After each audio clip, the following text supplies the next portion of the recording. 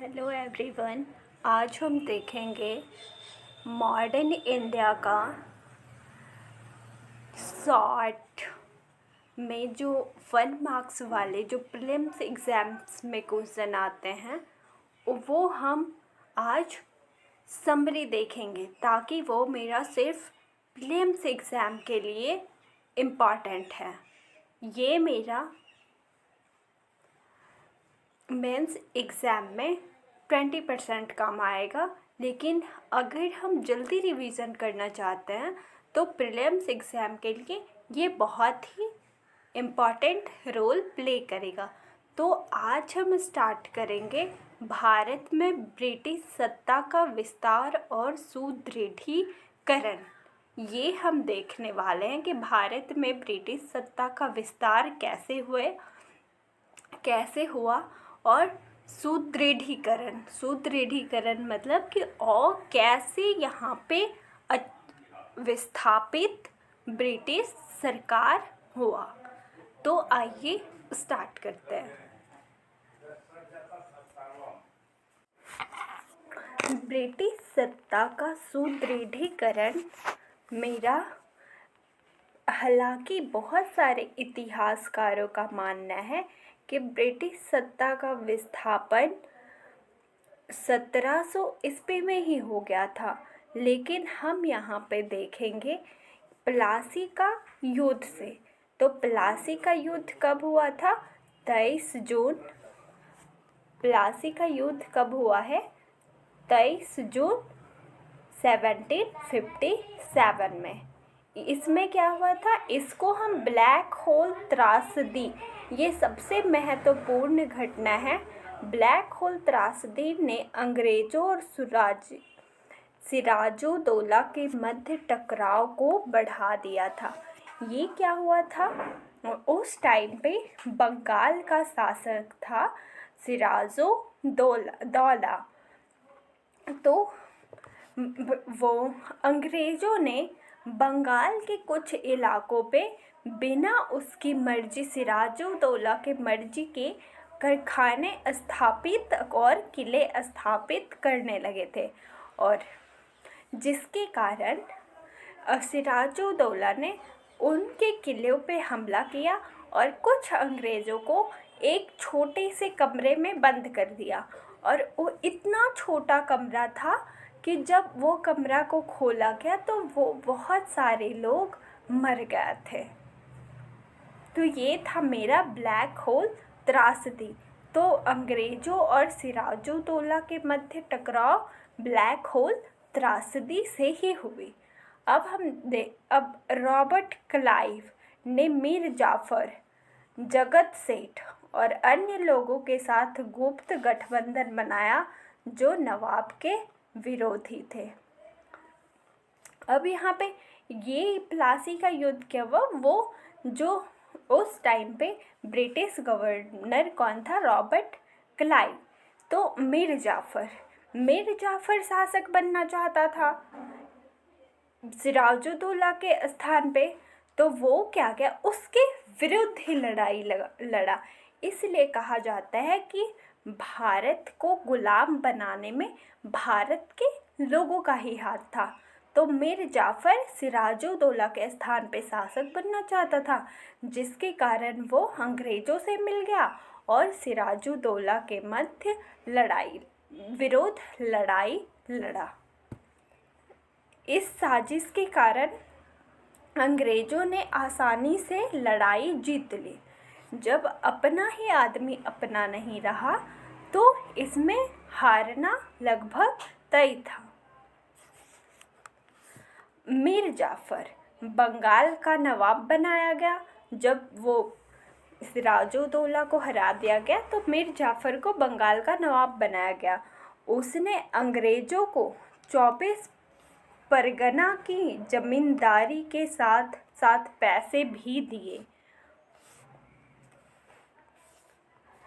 अंग्रेज़ों ने नवाब के दरबार में एक रेजिडेंट को नियुक्त किया और कोलकाता पर उनकी संप्रभुता को मान्यता दी।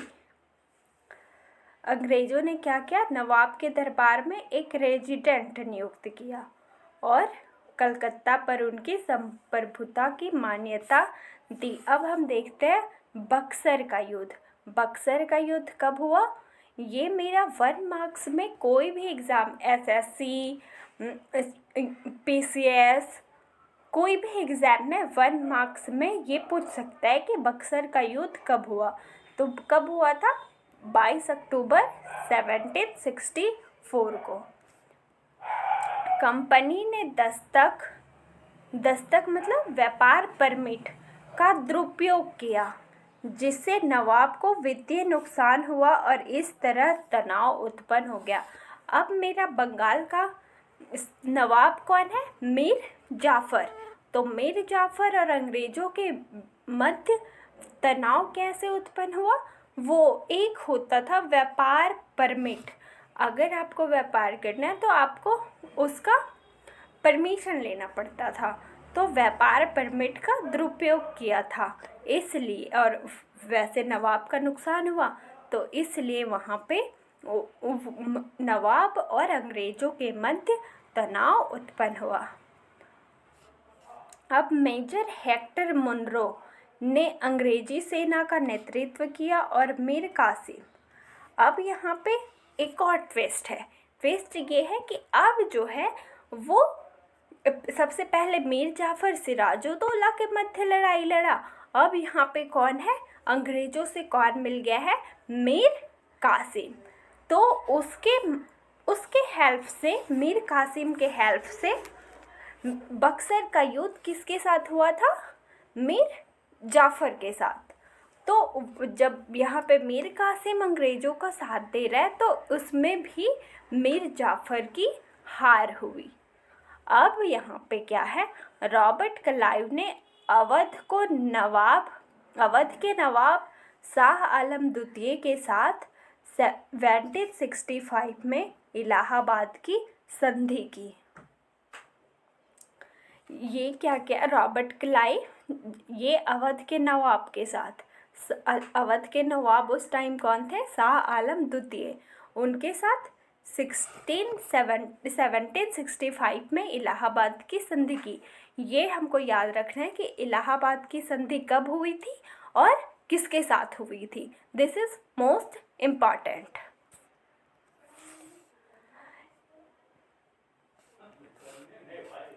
नवाब शुजा-उद-दौला ने इलाहाबाद और कड़ा को बादशाह शाह आलम द्वितीय के सौंपने पर सहमति जताई।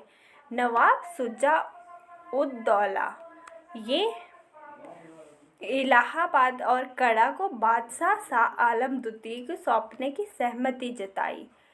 अब शाह आलम द्वितीय ने इलाहाबाद में रहने के लिए सहमति जताई, जिससे अवध के नवाब कंपनी के संरक्षण में उसे सौंप दिया और ईस्ट इंडिया कंपनी को बंगाल, बिहार, उड़ीसा की दीवानी देने का फरमान जारी किया। दैट मीन्स यहाँ पे एक चीज़ और है कि ये यहाँ पे इलाहाबाद की संधि कब हुई? इलाहाबाद की संधि तब हुई थी जब वो मीर जाफ़र के विरुद्ध लड़ाई लड़ी गई थी 1764 में। तो मीर कासिम नवाब बना। मीर कासिम के नवाब बनने के बाद मीर कासिम और अंग्रेज़ों के मध्य भी विवाद हो गया था। तो इनके मध्य जब विवाद हुआ तो फिर क्या हुआ, इन लोगों के बीच में भी लड़ाई हुई। तो ये मीर कासिम था, वो अवध के नवाब और शाह आलम द्वितीय के साथ त्रिगुट किया। दैट मीन्स ये तीनों मिलकर अंग्रेज़ों के खिलाफ लड़ाई लड़े। तो यहाँ पे इलाहाबाद की संधि हुई थी। आई होप समझ में आ रहा होगा आप लोगों को। अब क्या हुआ, जब बंगाल पे पूरा शासक, बंगाल, बिहार और उड़ीसा, ये तीनों पे अंग्रेज़ों that means east India company का पूर्ण अधिकार हो गया। अब बंगाल में द्वैध शासन। बंगाल में द्वैध शासन कैसे आया? रॉबर्ट क्लाइव द्वारा शुरू की गई, जिसे कंपनी और नवाब दोनों शासन करते थे। कंपनी के पास निजामत और दीवानी दोनों अधिकार थे। दैट मीन्स क्या होता था? ये यहाँ पे द्वैध शासन। कंपनी क्या करती थी? कर वसूलने का काम और फैसला करने कर वसूलने का काम कंपनी करती थी। और नवाब क्या करते थे? शासन कैसे चलेगा ये करते थे नवाब। तो इसलिए यहाँ पे दोनों शासन करते थे, इसलिए द्वैध शासन कहा गया। और द्वैध शासन को समाप्त किसने किया? Warren Hastings. अब यहाँ पे देखते हैं आंग्ल मैसूर। अब ये बंगाल का विजय हो गया कंप्लीट। बंगाल पूरी तरह ईस्ट इंडिया कंपनी के संरक्षण में आ गई। तो अब यहाँ पे मैसूर कैसे आया अंग्रेजों के संरक्षण में? तो प्रथम आंग्ल मैसूर युद्ध हुआ था 1767 से 69 तक। और ये वहाँ के नवाब कौन थे? हैदर अली। मद्रास पर हमला किया और अंग्रेज़ों को मैसूर के लिए अनुकूल परिणामों के साथ मद्रास की संधि करने के लिए मजबूर किया। प्रथम आंग्ल मैसूर युद्ध में क्या हुआ था? हैदर अली जीत गए थे और उन्होंने अंग्रेज़ों के साथ कौन सी संधि की? मद्रास की संधि। अब द्वितीय आंग्ल मैसूर युद्ध क्या है? हैदर ने अंग्रेज़ों के विरुद्ध मराठों निजाम के साथ गठबंधन किया। हैदर अली वहाँ के शासक थे। तो हैदर ने क्या किया? अंग्रेज़ों के विरुद्ध मराठों और निजाम, ये मराठा, निजाम और हैदर अली तीनों मिलकर अंग्रेज़ों के विरुद्ध लड़ाई लड़ रहे थे। उन्होंने कर्नाटक पे हमला किया, आरकट कब्जा किया और 1781 में कर्नल बेली के नेतृत्व वाली अंग्रेजी सेना को हराया। ये तीनों मिलकर, उस टाइम अंग्रेजी सेना का नेतृत्व कौन कर रहे थे? कर्नल बेली। जनरल आयरकुट के नेतृत्व में अंग्रेज हैदर के गठबंधन से मराठों और निज़ाम को अलग करने में कामयाब रहे। अब ये तीनों जब गठबंधन के साथ लड़ाई लड़ रहे थे, मिलकर लड़ाई लड़ रहे थे अंग्रेज़ों के साथ, तो इनका विजय हुआ। लेकिन ये क्या हो, जनरल आयरकुट ये अंग्रेजी गवर्नर था, तो ये क्या किया? मराठों और निजाम को हैदर से अलग कर दिया। इसमें वो कामयाब हो गया अलग करने में।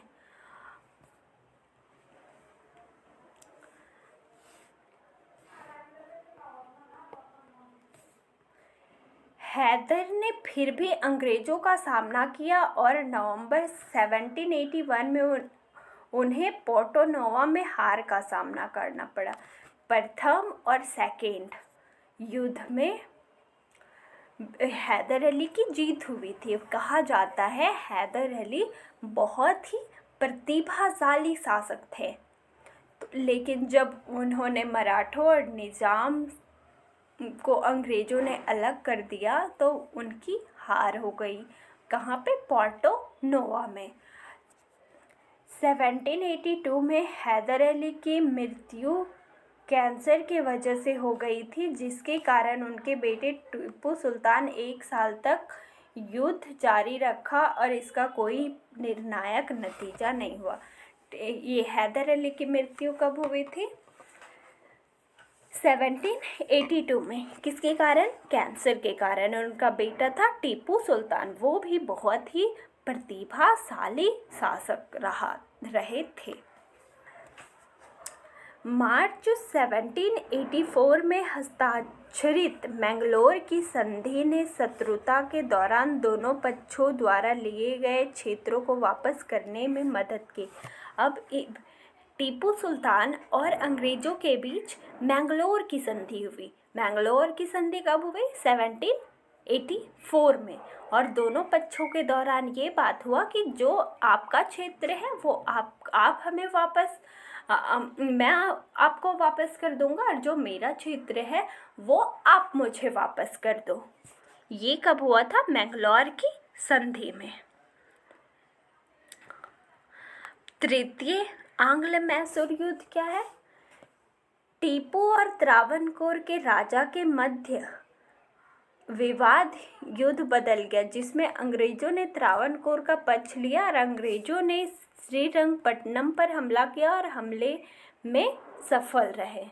अब टीपू और त्रावणकोर राज्य के मध्य विवाद हुआ, और जिसमें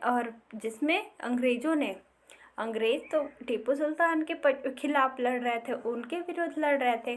तो जब दोनों के मध्य लड़ाई हुई, युद्ध छिड़ा, तो अंग्रेजों ने मौका का फ़ायदा उठाकर त्रावणकोर का पक्ष ले लिया और श्रीरंगपट्टनम पर हमला कर दिया, और वो हमले में सफल रहे। दैट मीन्स वो जीत गए।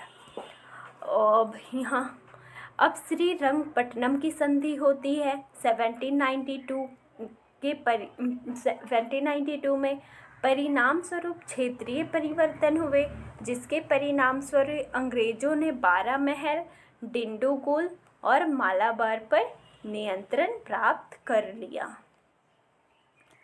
श्रीरंगपट्टनम की संधि हुई तो उसके परिणाम स्वरूप क्या हुआ? अंग्रेजों ने बहुत सारे क्षेत्रों को जीत लिया, जैसे 12 महल, डिंडोगुल और मालाबार। अब चतुर्थ आंग्ल मैसूर युद्ध 1719 में हुआ। वांडेयर राजवंश के हिंदू शासक की मृत्यु के बाद टीपू ने खुद को सुल्तान घोषित कर दिया और अंग्रेजों द्वारा अपने अपमान की बदला लेने की कोशिश की। वांडेयर राजवंश की जब मृत्यु हो गई, वो टीपू सुल्तान दैट मीन्स वो मुस्लिम है, और वांडेयर हिंदू शासक थे, वांडेयर राजवंश के शासक। नए गवर्नर जनरल लॉर्ड वेलेस्ली, अब अंग्रेजों में नया गवर्नर जनरल आया है, वो है लॉर्ड वेलेस्ली, को टीपू की फ्रांसीसियों के साथ दोस्ती की चिंता थी। उन्होंने उसे दंडित करने की कोशिश की। टीपू बहुत सारे यूरोपीय आए थे, तो फ्रांसीसी के साथ उस टाइम पे उनकी दोस्ती करने की चिंता थी और उन्हें दंडित करने की कोशिश की। टीपू को अंग्रेज जनरल स्टुअर्ट और हैरिस के हाथों हार का सामना करना पड़ा, और इस युद्ध में अंग्रेजों को मराठों और निजाम का समर्थन मिला। That means moral of the story क्या समझ में आ रही है हमें, कि भारत को गुलाम बनाने में सबसे बड़ा उस टाइम पे भारत के ही शासकों का हाथ था। दैट मीन्स भारत के लोगों का ही हाथ था। हम लोग अब एक दूसरे के प्रति इतने जलनशील हो गए हैं कि हम हमारा घाटा नहीं देख रहे हैं, दूसरा का फ़ायदा करवाने में इतने मशहूर हो चुके हैं कि हमारा कितना घाटा हो रहा है वो नहीं देख रहे, बस निजी लाभ देख रहे हैं। सार्वजनिक लाभ नहीं, और निजी लाभ सिर्फ कुछ टाइम के लिए होता है, सार्वजनिक लाभ हमेशा के लिए होता है। तो हमको ये सीखना चाहिए, ये जो हम पढ़ रहे हैं इससे हमको ये सीखना चाहिए कि हमें कभी भी निजी लाभ के लिए भ्रष्टाचार को बढ़ावा नहीं देना चाहिए। निजी लाभ बहुत ही खराब है। अब हम यहाँ पे देखते हैं, मैसूर के पिछले हिंदू शाही परिवार एक नव युवक को नया महाराजा नियुक्त किया गया, जो सहायक संधि के अधीन था।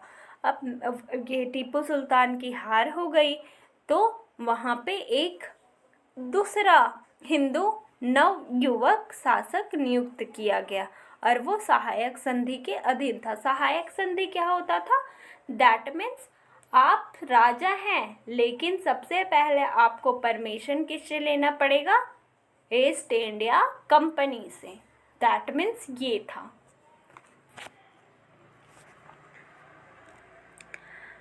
अब हम देखते हैं मराठाओं के खिलाफ।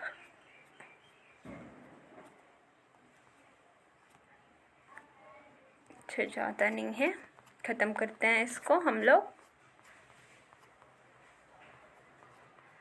मराठाओं के साथ पहला आंग्ल मराठा युद्ध है, कब हुआ था? 1775 से 82 तक। मराठा उत्तराधिकारी संघर्ष के कारण सवाई माधवराज ने रघुनाथ राव को समर्थन दिया। यहाँ भी उत्तराधिकार के लिए लड़ाई ही लड़ा जा रहा है।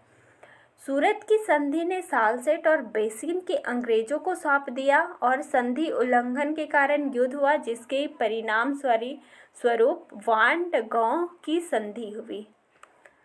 सूरत की संधि में सालसेट और बेसिन किसको? अंग्रेजों को सौंप दिया गया, और संधि का जब उल्लंघन हुआ तो क्या हुआ? वांडगांव की संधि।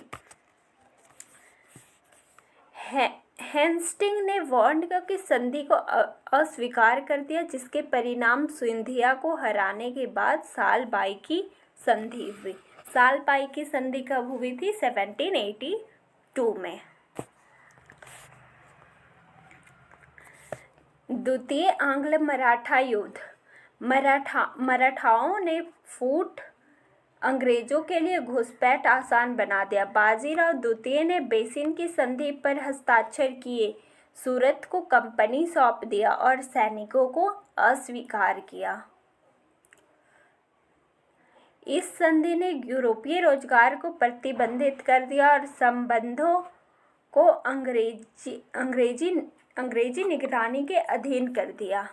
सिंधिया और भोसले के विरोध किया और अंग्रेजों से हार गए, उन्होंने सुरजी, अंजनगांव और देवगांव संधियों पर हस्ताक्षर किए तथा होलकर की हार के कारण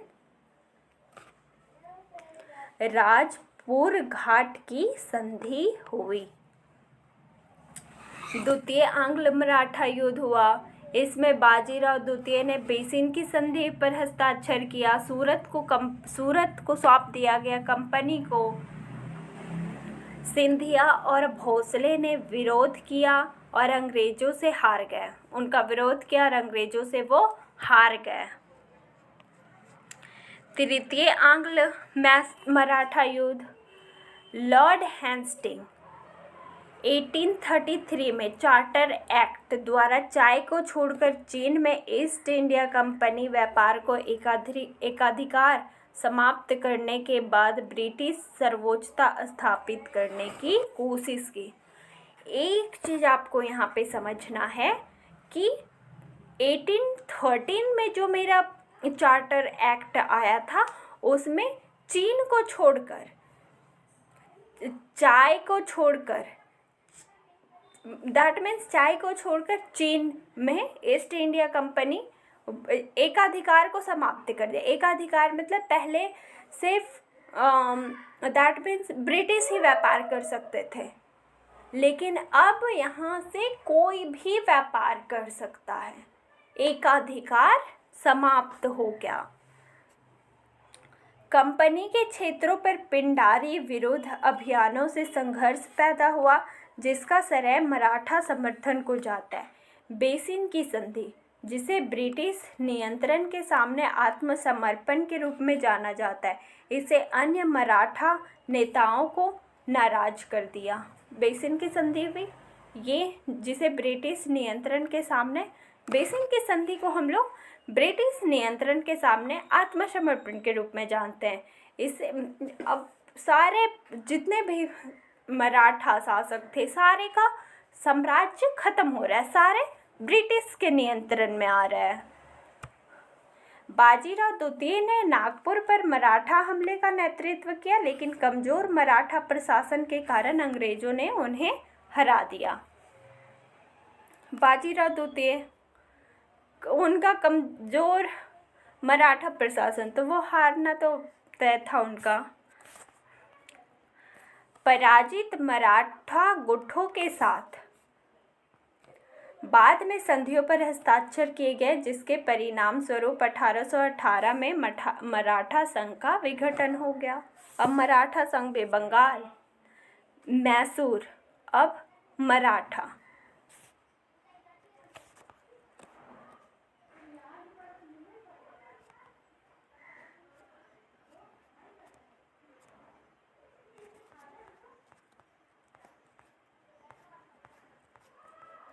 अब हम देखते हैं आंग्ल सिख युद्ध। प्रथम आंग्ल सिख युद्ध कब हुआ था? यह सिख युद्ध सेना द्वारा सतलज नदी पार करने महाराजा रंजीत सिंह की मृत्यु के बाद उत्पन्न उथल पुथल, अफगानिस्तान में अंग्रेजों की सैन्य कार्रवाइयों और कब्जे, लाहौर के पास अंग्रेजों और सैन्य उपस्थिति के बढ़ने से उत्पन्न हुआ। सिख युद्ध कब हुआ? सेना द्वारा सतलज नदी पार करने पे महाराजा रंजीत सिंह की मृत्यु के बाद उथल पुथल, अफगानिस्तान में अंग्रेजों की सैन्य कार्रवाई और कब्जे तथा लाहौर के पास अंग्रेजी सैन्य उपस्थिति बढ़ने से उत्पन्न हुआ था प्रथम आंग्ल सिख युद्ध। ब्रिटिश चालबाजी के कारण सिखों की हार हुई, लाहौर का पतन हुआ, लाहौर की संधि अपमानजनक शर्तें लागू हुई।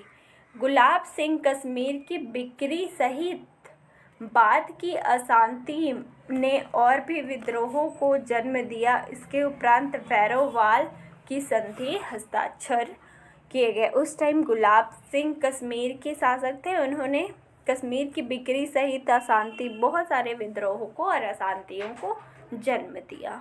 उसके बाद भैरववाल की संधि हुई। द्वितीय आंग्ल सिख युद्ध।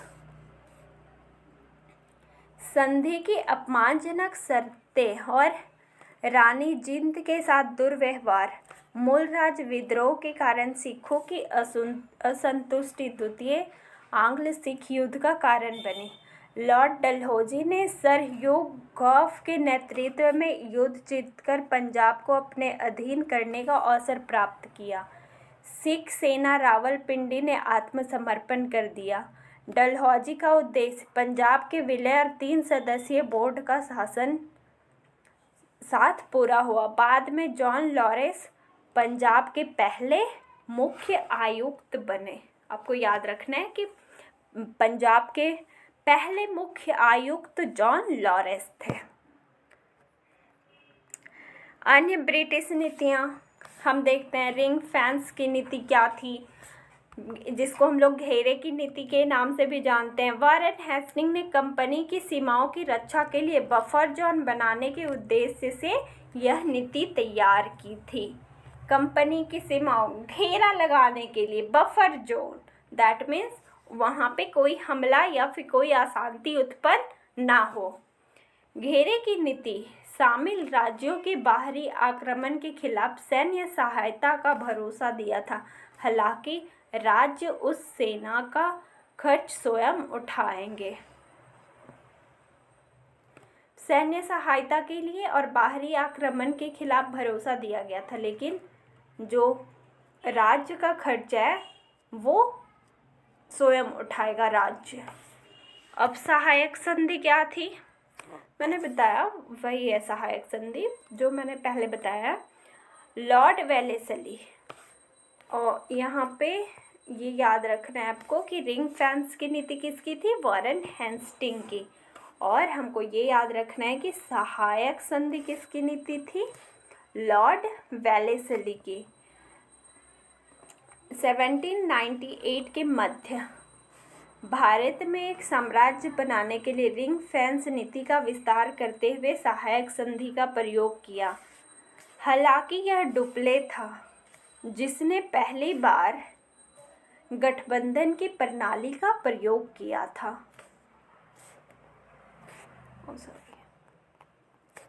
डुप्ले सबसे पहले गठबंधन। डुप्ले, आपको पता है डुप्ले कौन है? ये ब्रिटिश गवर्नर है एक।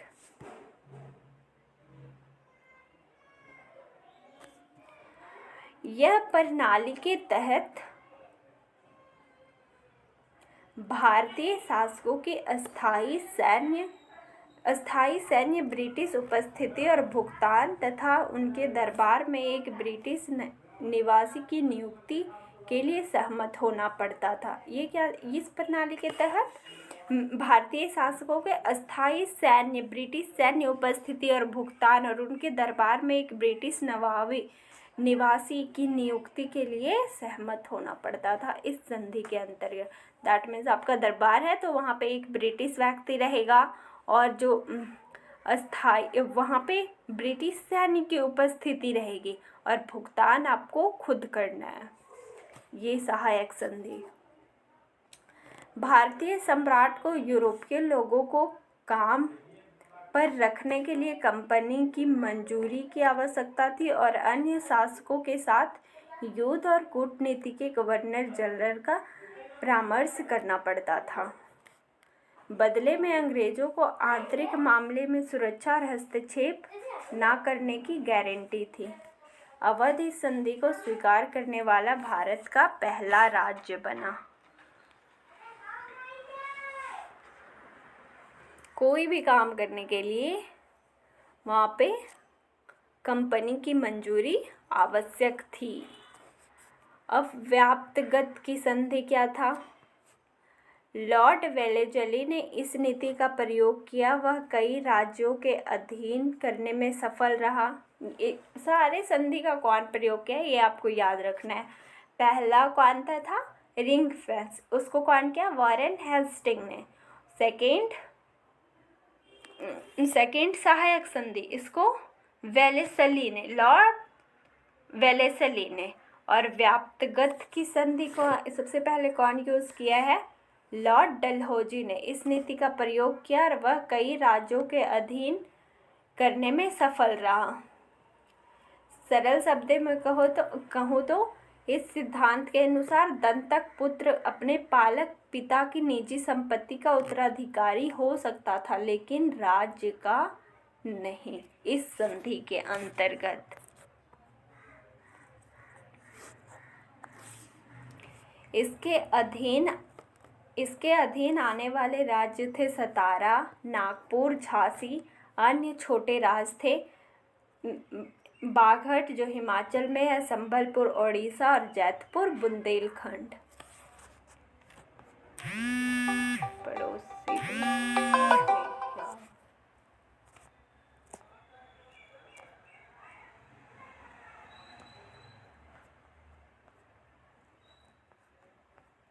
आज हम इतना ही पढ़ते हैं।